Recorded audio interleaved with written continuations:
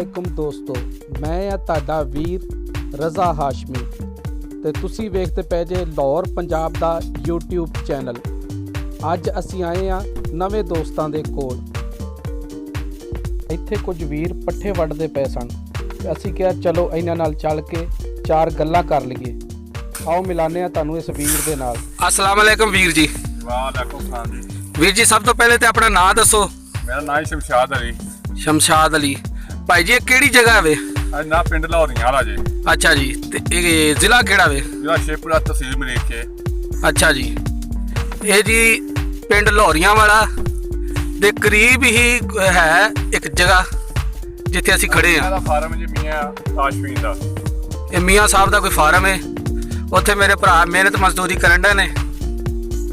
ते भाजी तुसी ये जी अपने माल डंगर वास्ते पट्ठे वड्डण डे ने ते मेहनत करने ना हुण इन्हां दे उस तो इलावा कोई काम करदे, यानी कि अपना काम ही करिया, डंगर पट्ठे पाउ दुध वेची दा जी। अच्छा देखो जी,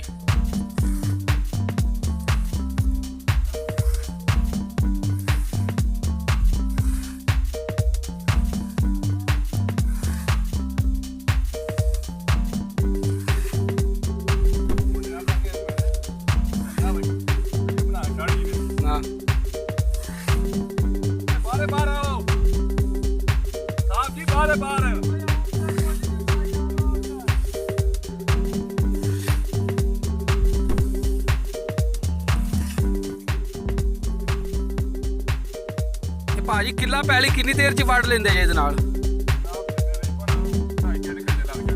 2.5-3 घंटे। दो बंदियां नूं कि एक बंदा? दो बंदे जी। वाह जी वाह।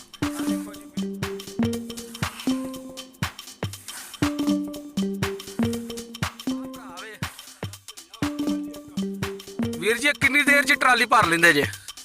भाईजान ट्राली भरने के देर लगती। साडा पुत्तर आ गया बच्चा। अच्छा जी, है भाई जेड़ा बंदे वड़ दिते ने ना, बडेरे हो गए हैं। हाँ जी हाँ जी। वो बच्चा आया उन्हें तकरीबन 15 मिनटां में पट्ठे ट्राली लोड कर दें।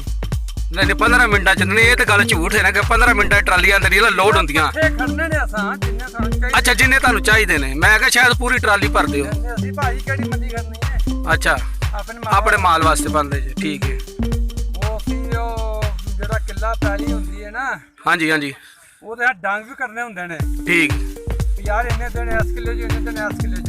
ठीक है जी, ਗਾਈਆਂ ਕੋ ਪੱਠੇ ਨਹੀਂ ਵੱਢੇ ਜਾਂਦੇ, सही ਅਕਲ ਨਾਲ ਵੱਢੇ ਜਾਂਦੇ ਨੇ ਵੀ ਅਸੀਂ ਇੰਨੇ ਡੰਗ ਵਧਾਣੇ ਨੇ। ठीक है जी। ਠੀਕ ਹੈ ਨਾ, ਇਸ ਵਾਸਤੇ ਜਨਾਬ ਪੱਠੇ ਆ ਵੱਡੇ ਚੱਲਣ ਸਾਡੇ। अच्छा जी, ਉਹ ਪੁੱਤਰ ਸਾਡਾ ਆ, ਉਹਨੇ ਬਸ ਪੰਨਾ ਚੁੱਕਣੀਆਂ ਤੇ ਟਰਾਲੀ ਦੇ ਵਿੱਚ। ठीक है जी। ਤੇ ਅਸੀਂ ਗਏ ਤੇ ਬਦਨ ਬੜਾ ਚੁੱਕਦਾ ਹੈ। अच्छा जी, 5-5 ਮਣ 4-4 ਮਣ ਨੂੰ ਚੁਕਾ ਦਵੋ ਚੁੱਕ ਲੈਂਦਾ ਹੈ। वाह भी वाह। केड़ा जवान केड़ा वे? ਉਹ ਪਰਾਂ ਦੇਖਣ ਨੂੰ ਬੱਚਾ ਹੈ। अच्छा जी,